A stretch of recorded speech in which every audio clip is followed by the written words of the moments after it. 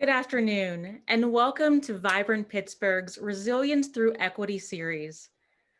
The learning sessions that are provided by Vibrant Pittsburgh are an opportunity for us to highlight and tackle critical opportunities to improve the practices, policies, and cultures of organizations in the Pittsburgh region, increasing the impact of our collective diversity, equity, and inclusion efforts. Our session today will be recorded. My name is Sabrina Saunders Mosby, and I serve as the President and CEO of Vibrant Pittsburgh. And I'll be your host for today's session, Asian American Experiences in the Workplace. Vibrant Pittsburgh and the Asian American Leadership Forum are excited to welcome a panel of AAPI, Asian American and Pacific Islander, guest speakers to share their extensive professional experiences and personal stories. This session covers workplace cultural differences between Asian and the U.S. society. It answers the questions: what cultural challenges did the panelists face, and how did they embrace them and become successful? Panelists will also discuss their personal responses to the escalation of xenophobia and bigotry directed toward the AAPI community. Our webinar is being moderated by Jenny Yu and Jay Kwak of Federal Home Loan Bank, Pittsburgh. Jenny Yu is the Director of Model Risk Management with the Federal Home Loan Bank in Pittsburgh and the co-founder of the Asian American Leadership Forum. Jenny is the sponsor of the bank's multi-ethnic employee resource group that was founded in 2018. Jay Kwak is the Security and Compliance Lead for Federal Home Loan, responsible for the bank's overall IT security program, along with compliance reporting. Jay co-chairs the bank's multi-ethnic employee resource group. Remember, if your organization has a best practice that you would like us to highlight and share in this webinar series, let us know. We'll review your proposal and reach out to the speakers to schedule a date and time for your presentation. I'm joined today with my colleague, Allegra Elson. If you have questions about participating in the webinar series, please contact Allegra at allegrae@vibrantpittsburgh.org. And now I will turn things over to Jenny and Jay. If you have any questions during the presentation, please enter them in the chat. We will be sure to get your questions answered before the close of today's session. Jenny?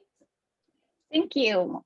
Welcome, everyone. I'm Jenny Yu. Thank you for joining us today to celebrate Asian and the Pacific Islander Heritage Month.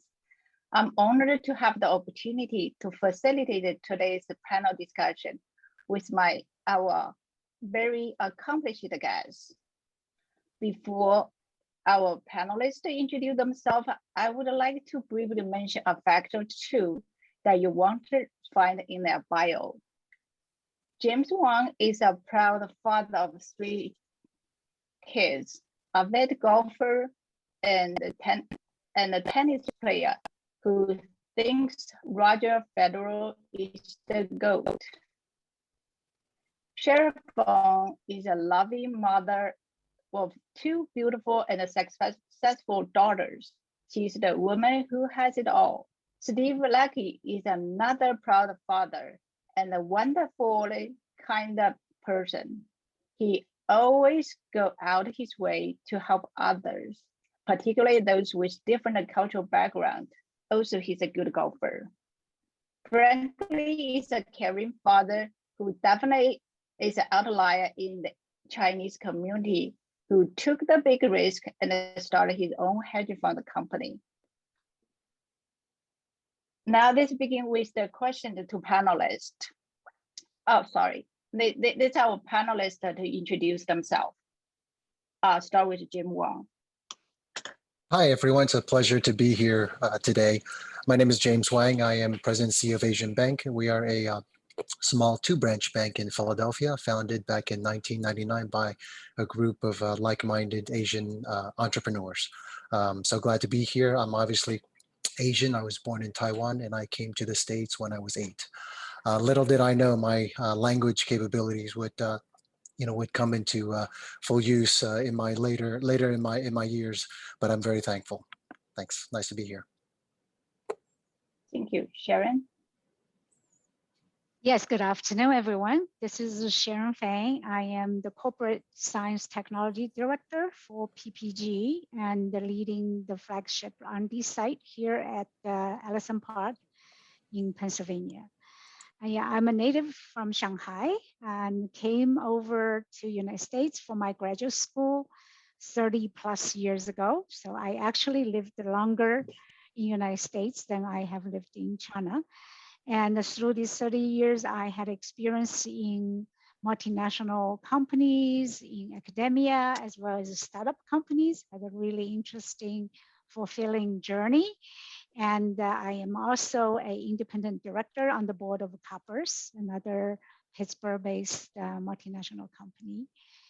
Thank you for inviting me to this very interesting discussion. Really looking forward to it. Thank you, Sharon. Steve? Oh, thanks, Jenny. I'm Steve Lackey, and I spent my entire career with Mellon and Bank of New York Mellon, including 6 years where I ran Asia for the bank based in Hong Kong, where we had 16 offices in 14 countries across the region with about 1,500 employees spread across those various offices as well. Subsequent to BNY Mellon, I now am chair of the World Affairs Conference Council at Pittsburgh, and I teach global business for the MBA program at Chatham University.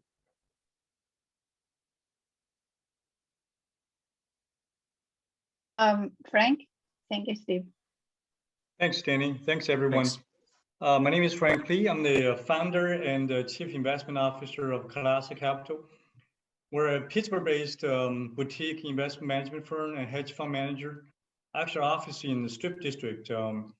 I came very similar to Sharon in 1980, study physics in the U.S. and then ended up staying here, get graduate degree and get job, marry, have kids, so pretty much never left.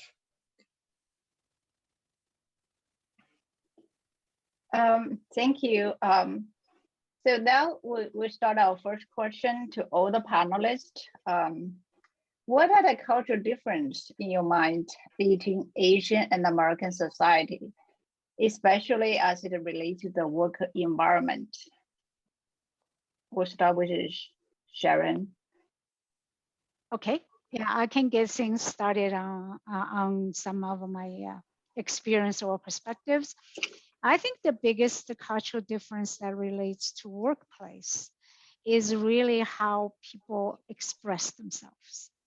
And in Chinese culture, I'm sure as with many other Asian culture, we are growing up in the environment we're taught to follow the rules, not to be a disruptor, very, very important, and to defer and to the elderly, to really not to speak out of terms. And this is very different from the working environment, even sometimes in the university environment in the United States, where opinionated voices are viewed as more progressive or more assertive. So this is the huge difference Asian native come to United States have to get used to, is really how to express yourself with confidence, but also to know when to speak up without hesitant. This is a big adjustment usually for Asian, I can see. Yeah.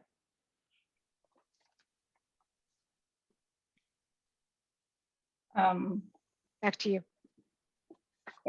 Anyone else want to pitch in? Steve? Sure, I'm happy to chime in. I mean, I think from a perspective, particularly, this follows on Sharon's comment, is that from a Western or Caucasian perspective, that interaction, it can be very deceptive. In that, in a business meeting, for example, you may not have much reaction from your counterparties who might, if they are Asian. And it doesn't mean they aren't interested or they aren't listening.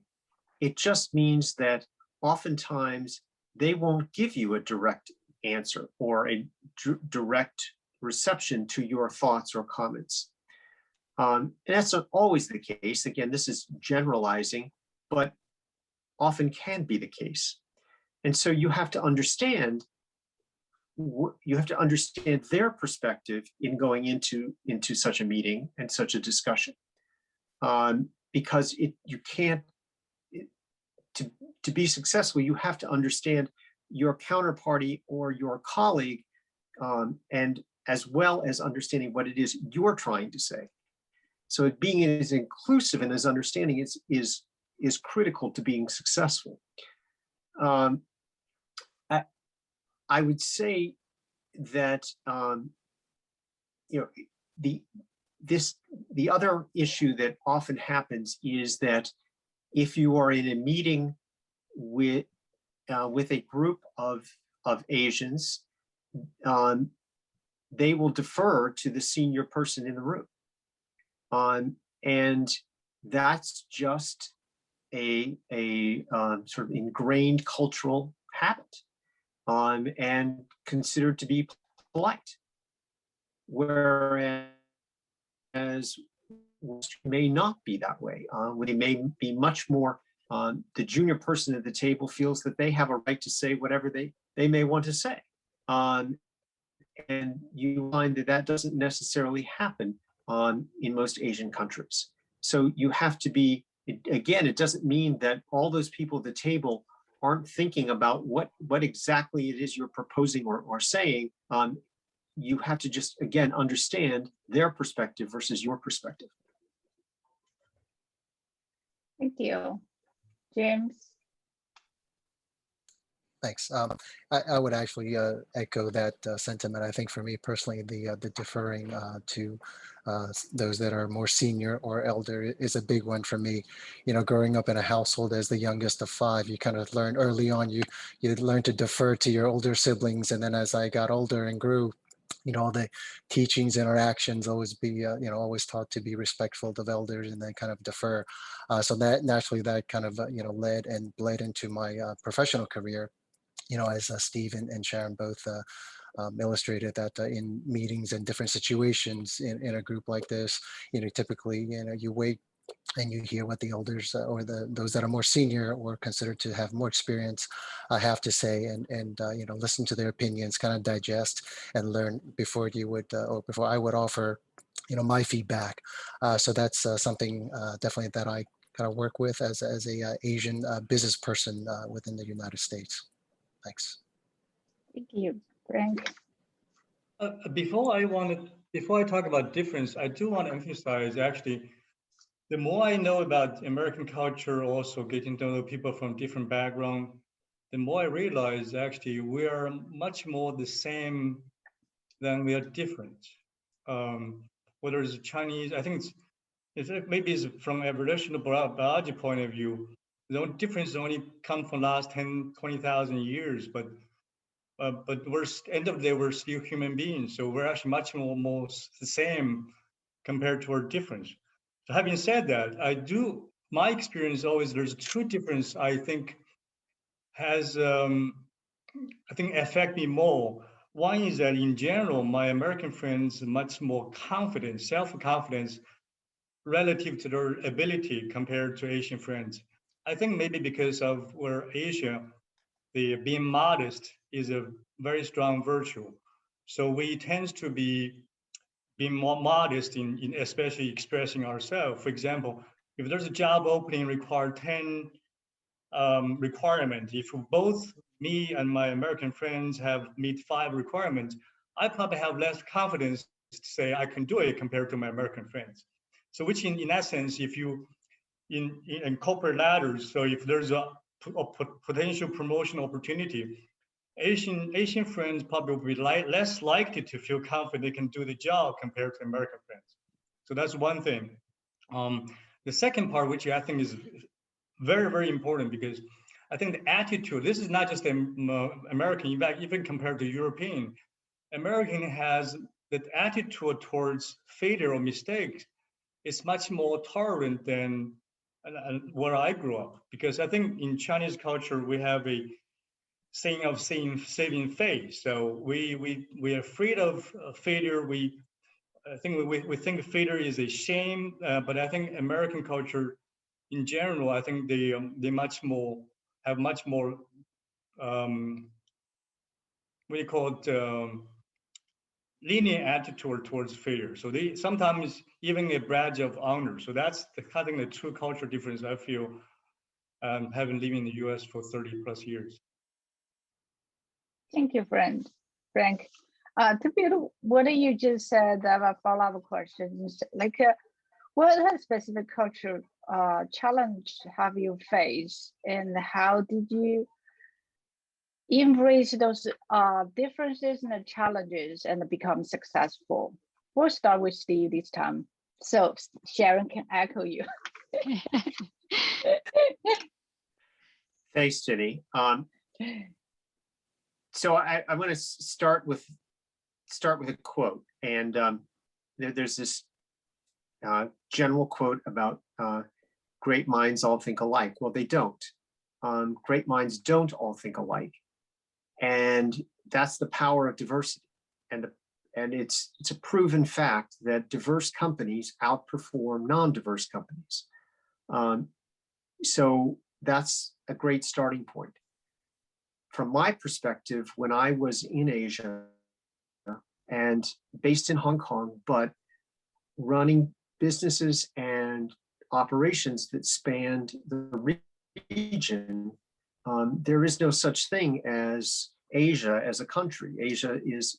There are 30 some countries that represent Asia, depending on how big you draw the map, whether you include the stands or not as part of Asia, or what, but in any event. So every country is slightly different, and you can't sort of slice yourself into so many different cultures. But what you have to start with, I think from a corporate standpoint, is you have to start with the vision and mission of the company itself. And that transcends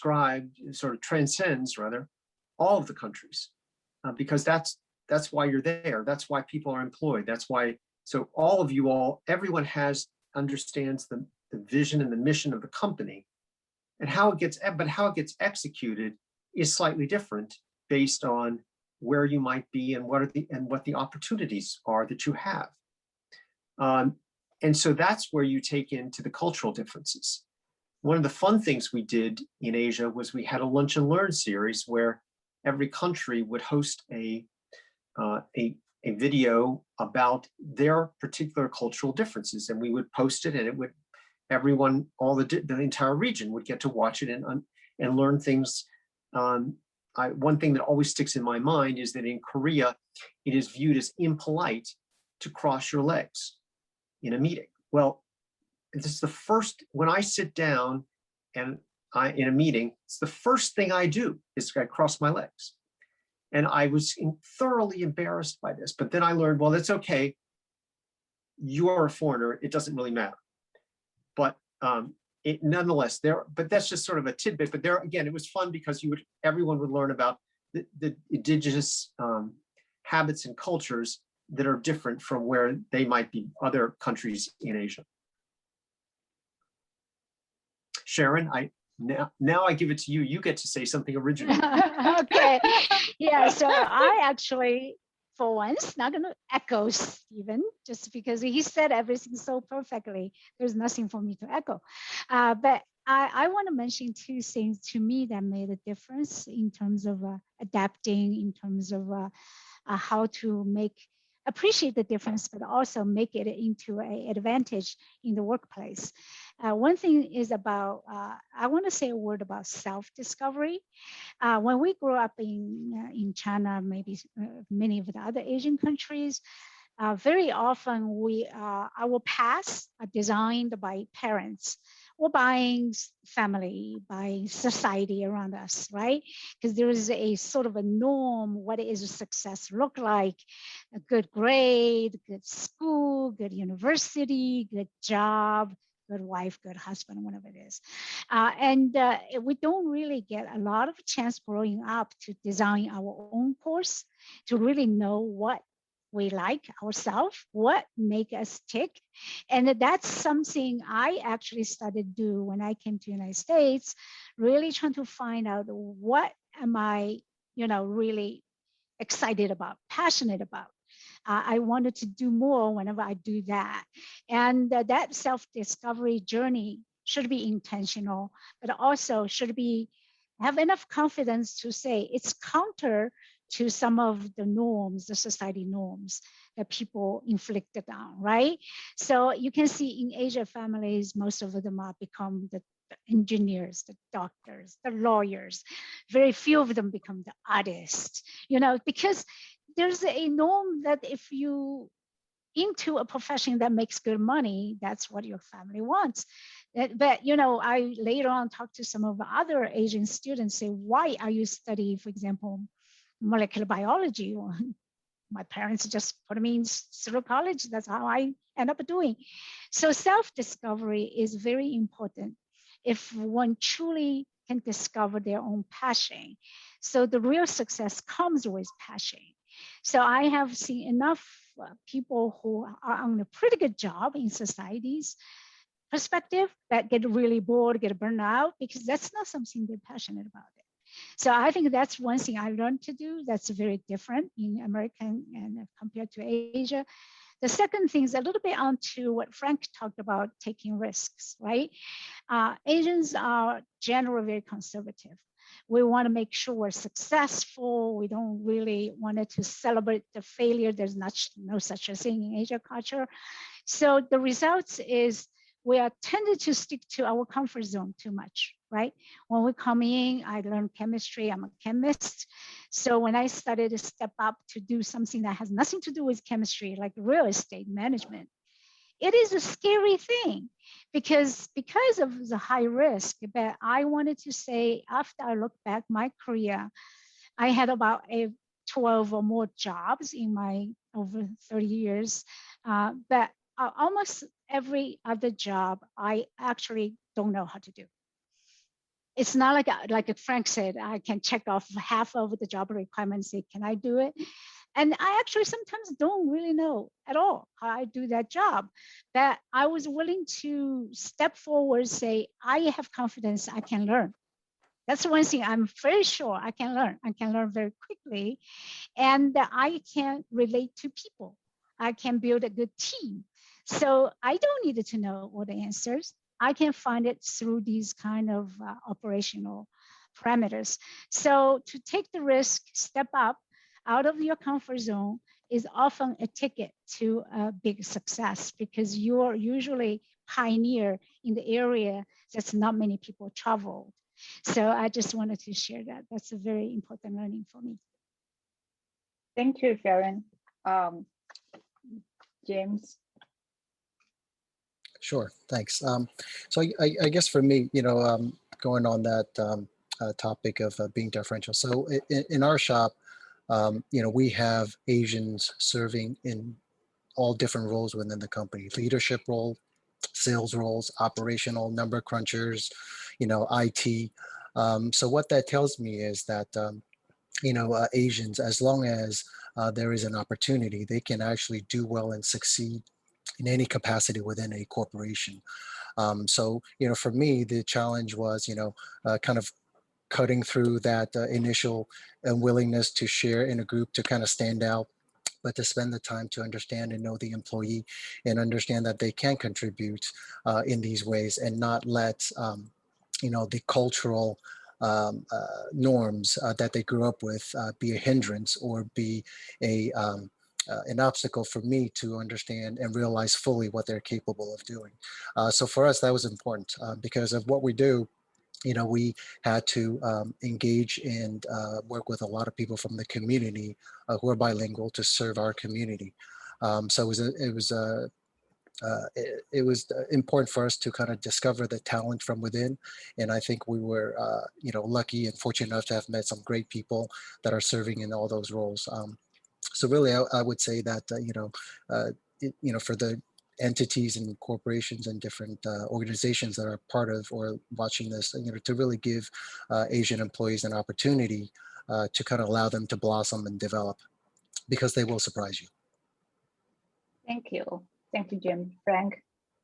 I think both Sharon and Steve mentioned about diversity is a value. I think one thing for me is really, I think in the US, one of the challenging I was facing years ago was really to recognize really that and also appreciate that difference, even though back then you say we have accents, we maybe don't know the culture as well as the American, but I really wasn't really appreciating that I have something valuable to add, even though I'm different. So I think that's where it's a what do you call it, the struggling process for me to finally realize that yes, I'm different, but also I have the difference is actually should be appreciated. So that's through that process, it kind of gave me that self-belief and confidence to be able to speak up and also do something different. And I think once people get to know you, they recognize the difference and also appreciate that as well. So that's really, you kind of like also give me that confidence. The second part is I always say, I think Sharon mentioned that as well, is really the attitude towards failure. I think it's okay. I think that's something it's very hard to do. It's especially for people like in Chinese culture, you're not supposed to fail. You're supposed to have a path and destined to do something, but it's okay to fail. I think that's where is a long struggle. But I think once you realize that it's okay to fail, sky is not falling if you fail. You just get up again, just doing it again. So that's where I think that's probably more mental challenging for me to overcome than anything else. Because at the end of the day, if you want to grow, if you don't try anything new, you'll never grow. So in order to try something new, you have to have a chance. You have a chance to fail. So that's okay. But that's just get up and do it again. Thank you. So my next question is to Sharon Feng. And as a non-native U.S. employee, what are the successful factors that empower you to become such a successful leader? How did you break the bamboo ceiling? Okay, yeah, I'm not sure I already break the bamboo ceiling, but I'm trying at least.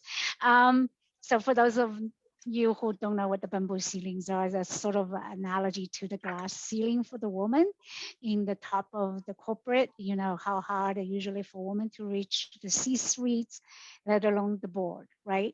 So the bamboo ceiling is sort of the same analogy to Asian employees or Pacific Islanders to reach really the top tier of the companies, the C-suites, or sits on the board. It has always been a struggle.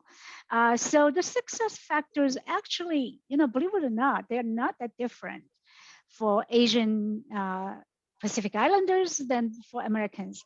I say that because based on a study I have overseen about a decade ago, the fact that the most significant factor is actually confidence.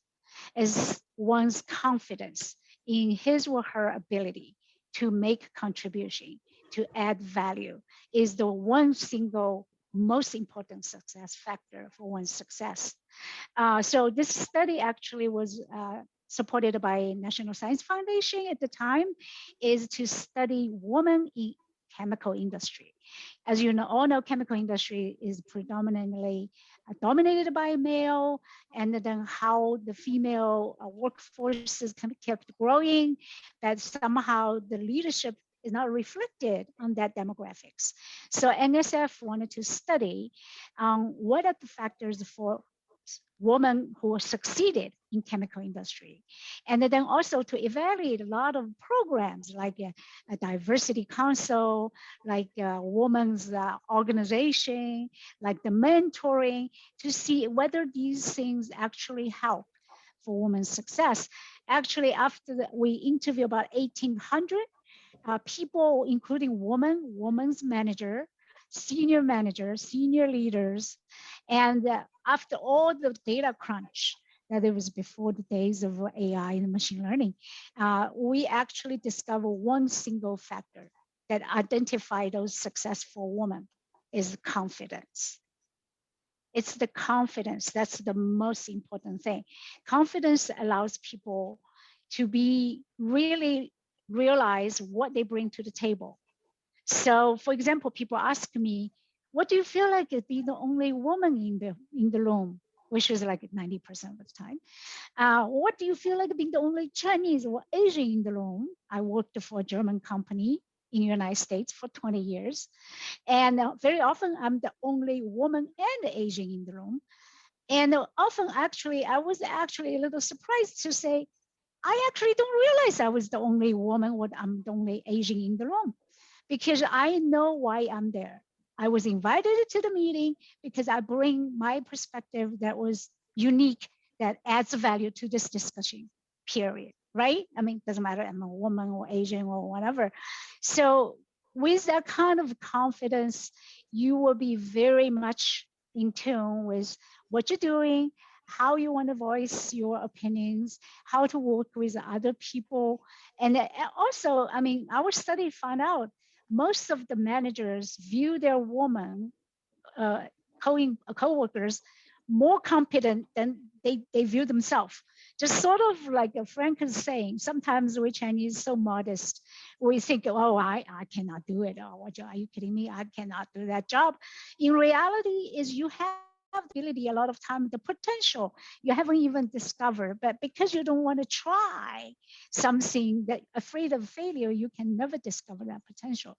So again, I would encourage everybody that cross the culture, whether you're Asian or not, a confident in yourself, in the value you bring, in the unique perspective you provide to any interaction that you work with is really the key to the success. Back to you, Jeannie. Thank you, Sharon. Jay,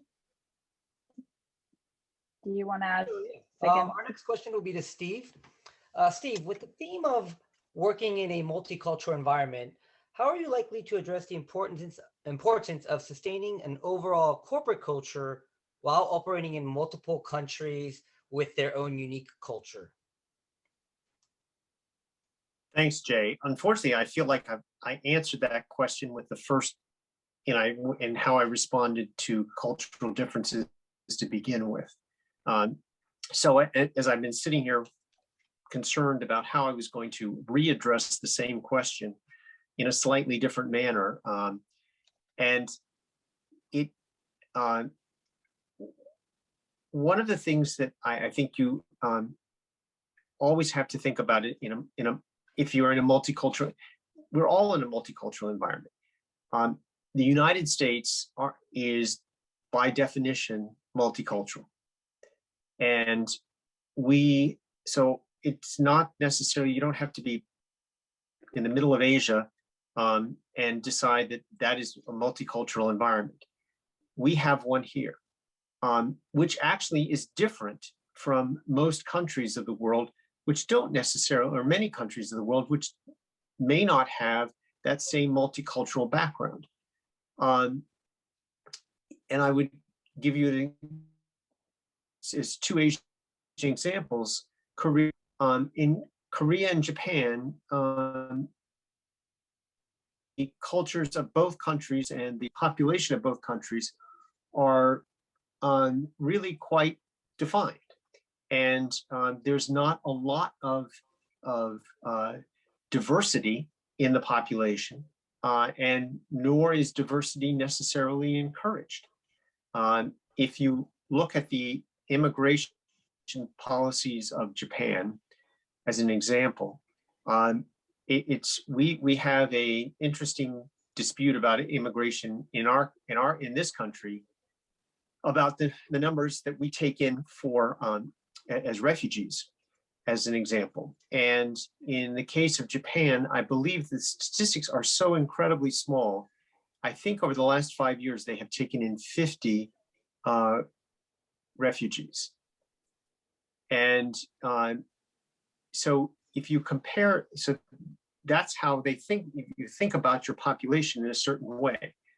Whereas the success of the United States, in my mind, is our diversity, is the fact that we have at times not as well as others, but try to embrace that diversity and harness it for our better good. And that's why our economy is more dynamic than many countries. It may not be growing as fast, excluding this pandemic period, as some other developing countries, just because we are a fairly mature economy. But if you compare us to Europe, for example, or other mature economies, the strengths are overwhelming. So again, I think that in a workplace environment, embracing that diversity is incredibly important to success, and it's the power of our country. Again, we don't always, and this leads into our final question about some of the issues issues today facing the Asian community. But it ultimately, as a country, we are one of the most diverse countries in the world, and that helps define, I believe, our success. Thank you, Steve. Johnny? Yeah. James, next question is direct to you. Given your bank's president and the CEO, I think you watched the documentary film Advocate, Small Enough to Jail, and you also know the people in the film. Can you share us with your thought on the film, and also can you provide some background of the film?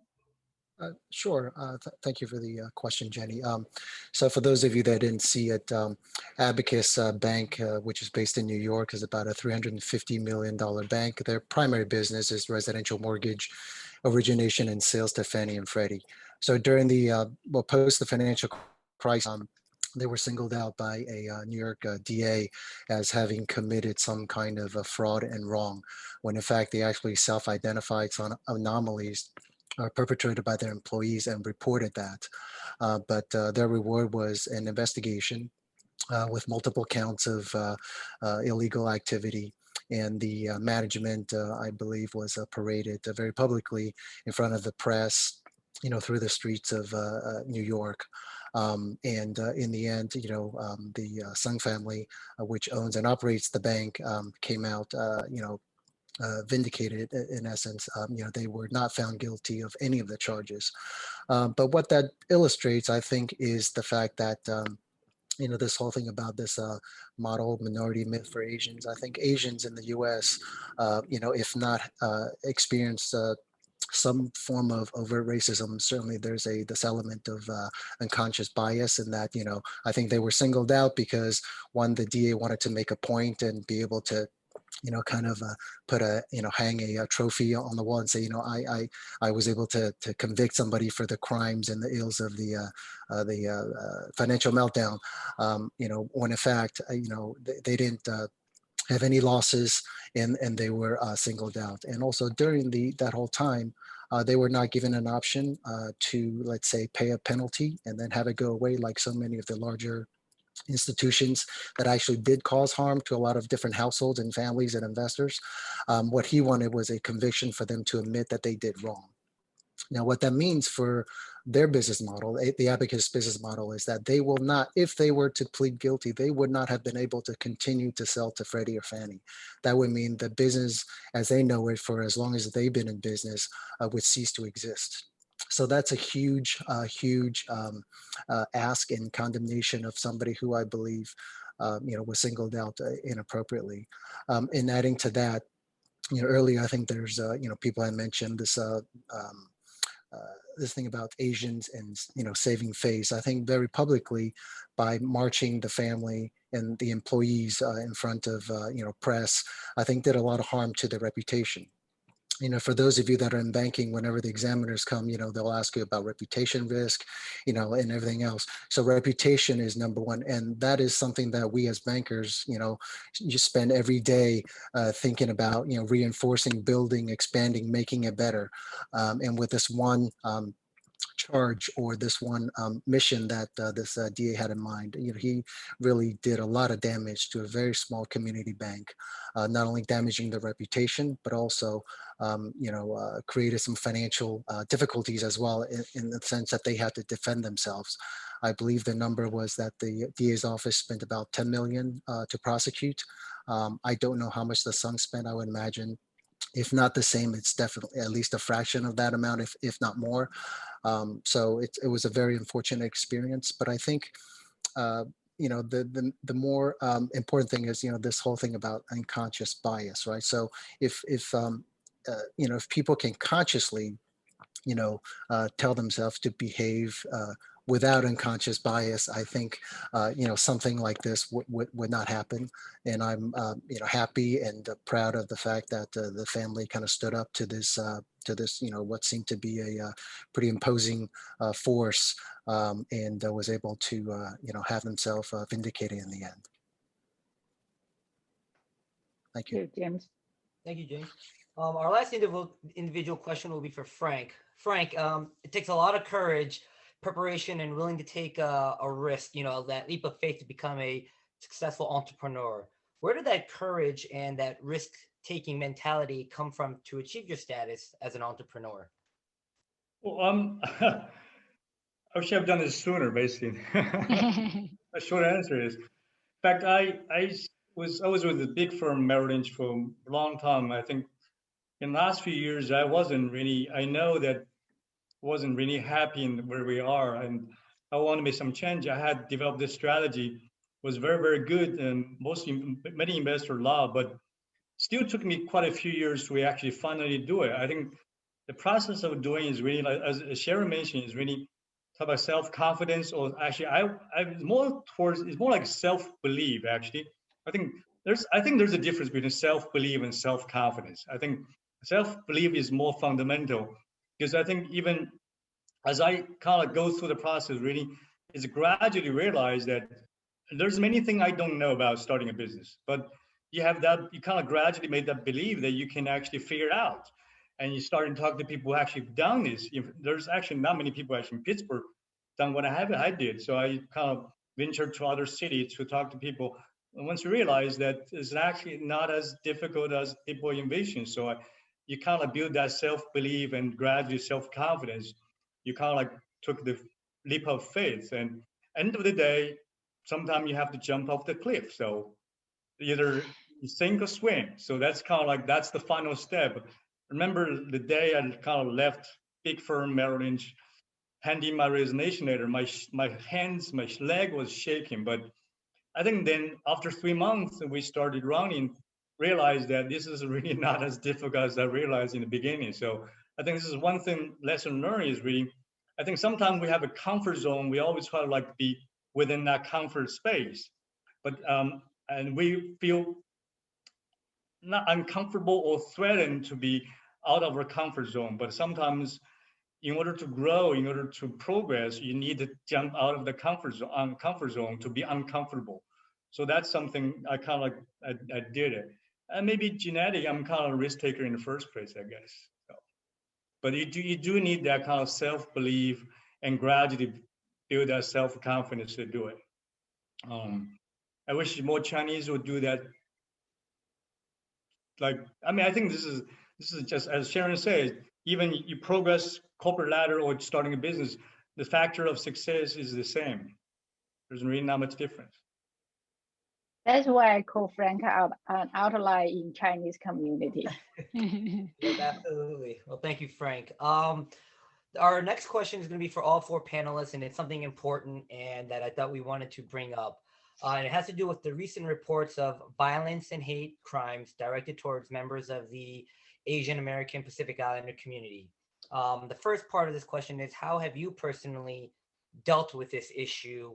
And the second part is, how have you and your company brought awareness and support to your Asian staff, if applicable, and to the community, and how would you suggest to our audience, if they're a part of leadership or part of the Asian community, how would they address that as well? I think we'll start with James this time.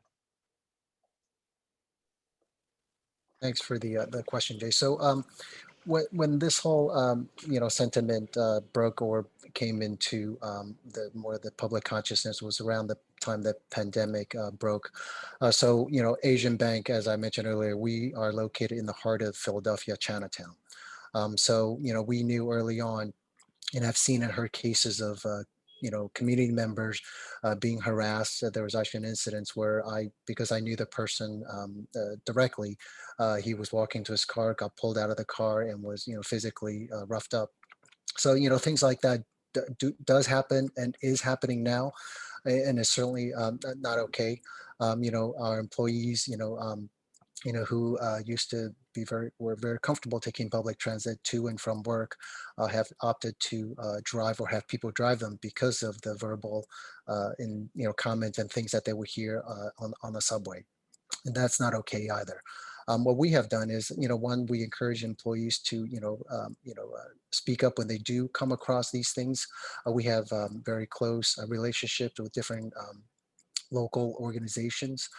So for them to be able to gather those experiences and continue to share them with the city of Philadelphia and other places, just so that it's in the minds of the city operators, the mayor's office, and the police districts, just so that they know it's real for the community, and it does happen. For a lot of folks who's not in this community, I would imagine it's very hard for them to kind of imagine living like that, because they don't hear it, they don't see it, so they are isolated from it. So the job here is to kind of make it bring it to everybody's awareness and attention. As an institution, we work, as I said, closely with local organizations. We donate, we support marches and rallies financially, and if our people are happy to participate, we certainly encourage them to as well, because again, as I mentioned, it takes people need to consciously decide not to behave in an unconscious way that is biased against another group. It's hard. Habits are tough to change, but I think as Steve mentioned, the U.S. is a very diverse country, and its successes is based on being able to pull together all of the strengths of all those different groups. And I'm optimistic that things like this, as long as we continue to bring it to the fore and have gatherings like this, I think it will continue to improve and hopefully cease to exist at some point in time. Thank you. Thank you, James. Steve, would you like to follow up as your reference? Sure. Sadly, what did I do initially? I put my head in the sand. I didn't believe it when these reports first started coming out, and unlike James, I wasn't seeing it firsthand. And so I just thought, this is some anecdotal occurrence that can't possibly be the case. But sadly, it has been the case and continues to be the case. And echoing James, I think we just have to keep it in the forefront. I think we have to keep talking about it and how wrong it is, and how and to keep emphasizing the importance, again, of our multicultural environment and heritage of our country. Will we ever be perfect from a racism standpoint? No, we won't. But we doesn't mean we can never ignore it. And so certainly from the organizations that I'm involved with today, Chatham University has been very vocal about the issue, making sure that Asian students feel comfortable and protected. And the World Affairs Council, I know we've had a program recently on celebrating Asian heritage, and again, this issue was discussed as part of that program as well.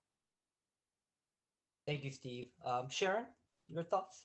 Yeah, actually, I'm going to start with two things we can do in this environment. Certainly, I'm aware of the recent much worse incidents in discrimination, but I have to say, experienced unconscious bias has been all along, right? I mean, we are, held as moderate, model minority, but there are certain stereotypes always affiliated with Asian, right? I always tell the story when I first go house hunting. in the United States for my first house. So excited, but I was in South Carolina, and not many Asians at that time. So every single time we go look at the house, interact with the homeowner, we will always ask the question whether I own a Chinese restaurant. I'm like, no, not really. And after 3 times, I'm like, oh, I think maybe the only type of Chinese friends or colleagues they would run into owns the restaurant. They don't know anybody who works in multinationals. They haven't met anybody who are professors. So there is a unconscious bias, not out of any ill intent. So in situations like that, what can you do? You know, of course, you can get frustrated, you can get upset, but to me, the best thing to do is start from me making a lot of friends in non-Chinese community.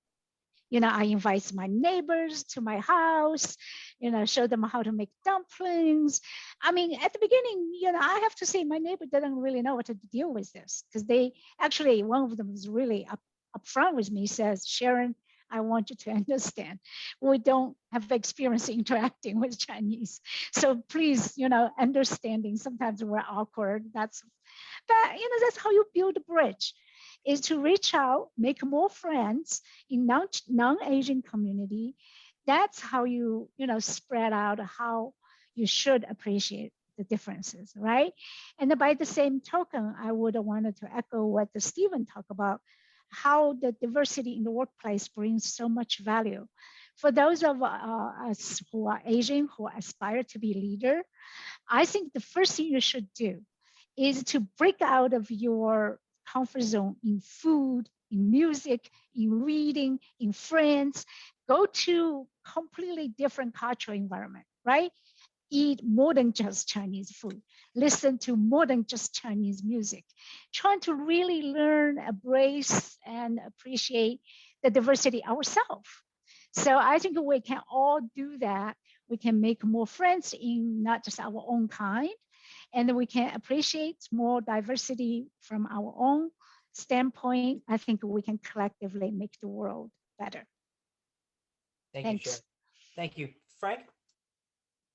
Actually, I was thinking about, I was planning to talk about the Yoda story, then I decided I probably have a better story to tell to echo Sharon's point, because Sharon mentioned that I mean, human being, we do something we want to comfortable, like Chinese, like hang out with Chinese, Japanese hang out with Japanese, and basically that's where we're comfortable with.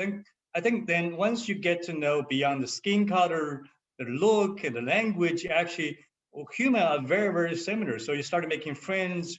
That's how you make changes. So I want to end with a story, because this is very interesting, because this is probably fundamentally, I think dating is probably very difficult to change. I had a Jewish client investor who was divorced. So she's looking online site like many other divorced people online, looking for dating profiles. So in her dating profile, always looking for, she is Jewish, so looking for Jewish man. One day she called me and said, Frank, I got something to tell you. I said, what you want to tell me? I said, you made me do something uncomfortable. I said, what did I make you to do uncomfortable? He said, you know, I've been looking at the dating site, always looking for Jewish men, but once I get to know you, you're funny, you're smart, you're intelligent, and maybe you made me think maybe I should look for Chinese as well.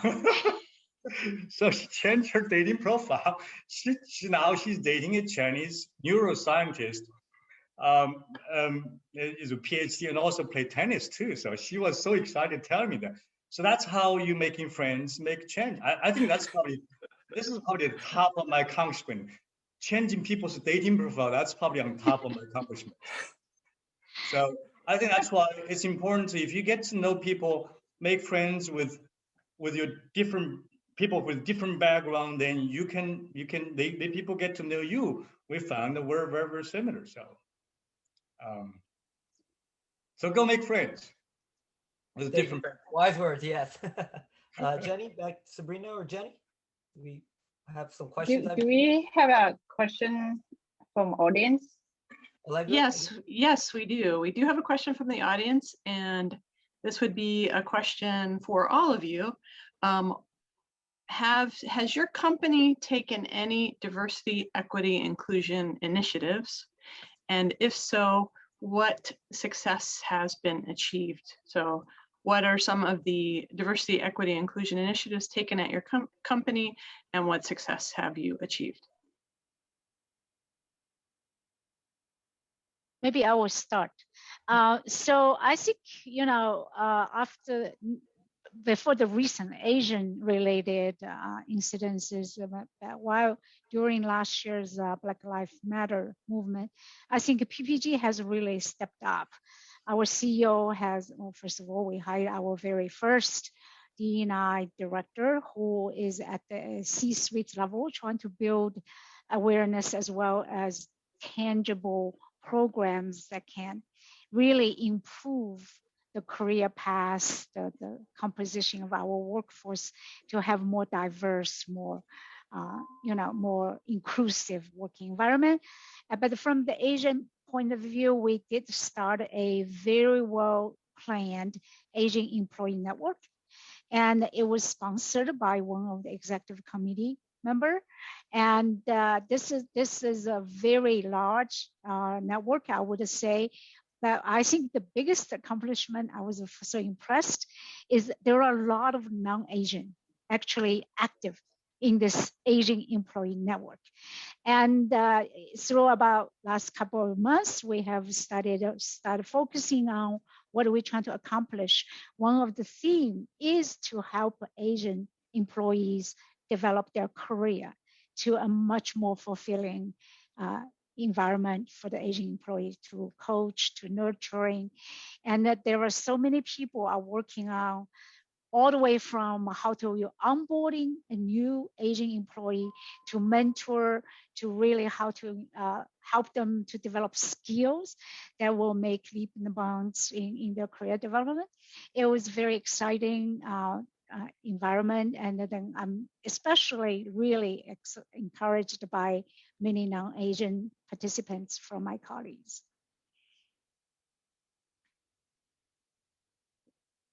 Back to you. Thank you, Sharon. Steve, you worked for BNY Mellon before. Do you have anything to share? Yes, I think much like Sharon was discussing, BNY Mellon has a wide variety of networking groups that are focused on diversity, equity, and inclusion. And the global group, right, is not focused on any one particular sort of region, but rather called Impact, and focuses on global issues. And so, but there is, in addition to Impact, there are probably 8 other DE&I groups. So it is, and these have been in existence for quite a while. And it's also important, again, that DE&I is an issue that's not just in the U.S., but is actually across the world for the company. Thank you. Yeah, I worked for BNY Mellon before. I was sitting in the global steering committee. I remember in that multicultural diversity group, I think we focus on promote. We focus on what we call 4C. We focus on support a client, support a community, support multicultural employees' career development, and also promote a culture within and outside the company. Right now, I work for Federal Home Loan Bank. I'm the sponsor of their multicultural ERG groups, and we try to bridge the cultural gaps and promote the diversity and inclusion within the bank to help the people with different cultural background to be more successful. One of the program we have like English communication coach for employee whose second language is English.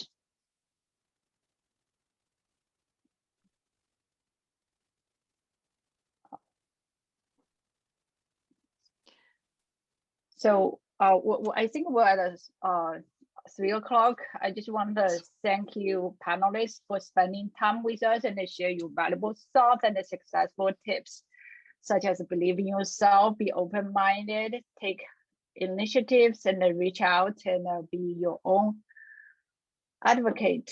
Those are valuable lessons we really appreciate.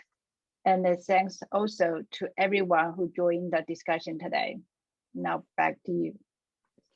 Thank you so much. And thank you to everyone. On behalf of Vibrant Pittsburgh and the Asian American Leadership Forum, I would like to thank Jenny Yu, Jay Kwak, and our panelists for an engaging and important conversation.